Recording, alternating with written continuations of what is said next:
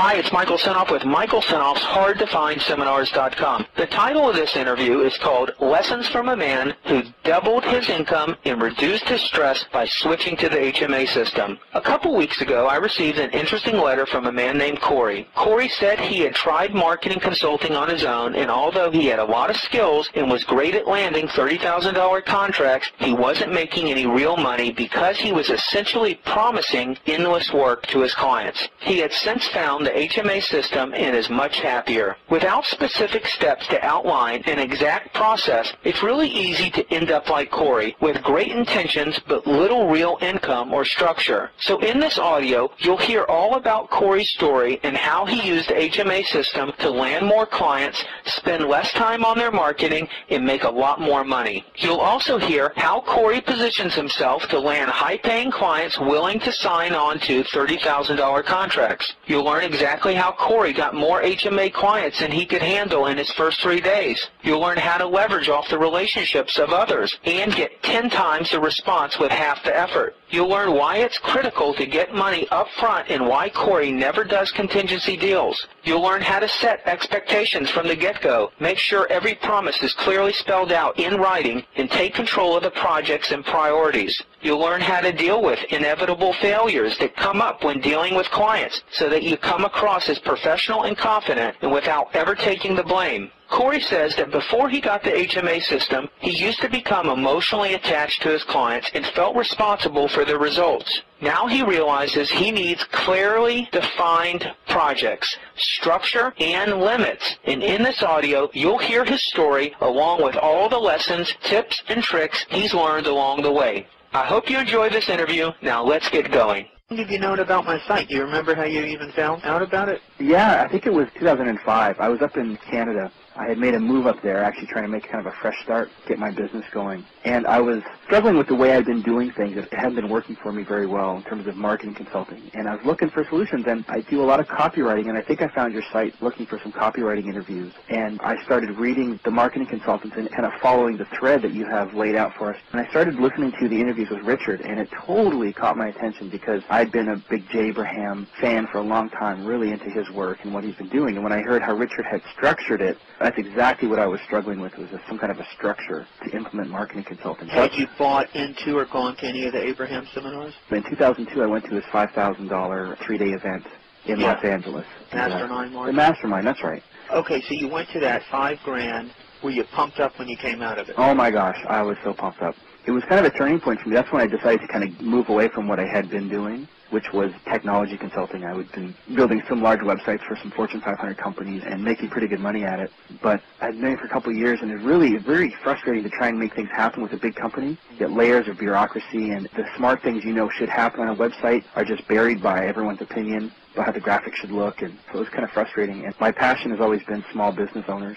Before you went to Abraham Seminar, your core skill was what? Internet, building websites? You know, what was your main gig? My main gig before I went there, I'll say my core skill has always been sales. My core skill has always been working with people face-to-face, and at the end of those conversations, having them happily pay me money. And I've been doing that since I was 17. So that's really been my core skill all along. Commission sales? Yep, you bet. Where if you don't get a sale, you don't eat. Give me an example of some of the sales jobs you've had. My first one was selling vacuum cleaners at a high school. Was it a Kirby brand? It was Rainbow. I got into it because my friends were all working. We were 17, getting jobs. My friends were working construction or working McDonald's and making, at that time, I think $3 or $4 an hour. And my friend said, these guys selling vacuum cleaners are making like $200 or $300 or $500 a day.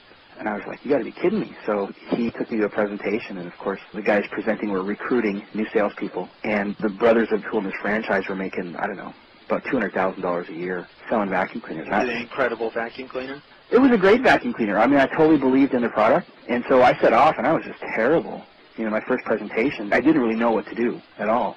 But I got lucky, and I got a sale, I think, on my second time through. And suddenly I had made like $300, and I got fired up. So that kind of got me hooked on selling because I realized the better I got, the more money I could make. How long did you do that for? I did that for, I'd say, 8 months. What did you do after that? I sold artwork door to door. That stuff made out of China, the canvases? This wasn't actually. This was a guy from Florida who had a pretty good gig going. He had some local artists who would do, they call serigraphs, which are like screen-printed, hand-pulled pieces, and we would take those. He'd come up every summer from Florida to Calgary, Alberta, where I was.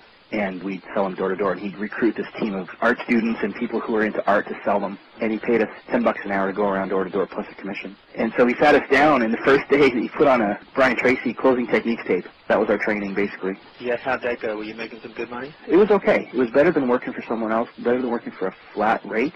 I really hate the idea of knowing what I'm going to make next month. It's always bugged me, and so it was good. It was great training, though, really was. Knocking on doors at 7 o'clock at night or 6 o'clock at night, you know, you're facing people who are a little upset that you're showing up. But then we'd go out in these buses with teams of 4 or 5 of us, and then, you know, we'd touch base every half an hour, and somebody said, yeah, I just made a sale, and he made like $200, and I'm like, wow. So you kind of keep going, and you talk your way into some houses, and you show people some art, and they spend $1,000 or $2,000, and you go, this is pretty impressive. So yeah, no better training than that door-to-door, face-to-face. Growing up, my mom had a business. She raised me by herself. My dad had his own business. My aunt had her own business. I was just surrounded by people who were running their own businesses, and I think that played a big part. They all struggled and they all failed. You know, they all went through bankruptcy separately in different ways, and they were great people who worked their butts off in their business, you know, the best intentions. And I watched that happen, and I couldn't quite figure it out. It was only years later that I really realized it was the marketing piece that was missing for them. They didn't really know what to do. They just kept poking around, and my mom would come home all excited about the latest radio ad they were going to run, you know. And looking back on it, they spent thousands and thousands of stuff that didn't do anything for them. So I got into my first small business.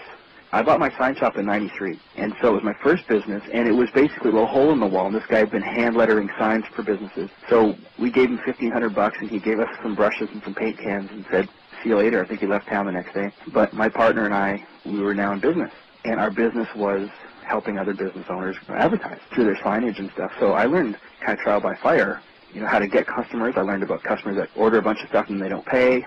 And I learned what it takes to get people to respond to signage, that there was good signs and bad signs. So I was getting kind of an early training in direct response in some ways. You know, a good sign would pull more than a bad sign. And getting customers to spend more on a good design. I was, again, in sales, selling my own customers. And I was also in marketing and getting into graphic design. I quickly got a computer in there and taught myself how to use computer software for making signs and expanding into graphic design. And this was, you know, 94, 95. It was a good little business. I had zero cash management skills. You know, I was bouncing checks and totally late with my jobs and saying yes to too many things, and I made every mistake possible. Hi, it's Michael Senoff with HardToFindSeminars.com. Thanks for watching this video. You know, many of my interviews last 30 minutes, 40 minutes, an hour, sometimes even up to 2.5 hours long. They're actual mini seminars, and you've just listened to a short sample of just one of over 117 hours of exciting, hard-hitting, mind-blowing interviews on how to make money in direct mail, advertising, copywriting. I assure you, there is not a resource anywhere on the internet or on the planet that comes close to the free information I provide at HardToFindSeminars.com. So go right now to HardToFindSeminars.com, and you'll have free access to 117 hours of audio interviews with typed word-for-word downloadable transcripts and downloadable MP3 files. Please browse some more of the videos or go right directly to HardToFindSeminars.com. Thanks for watching.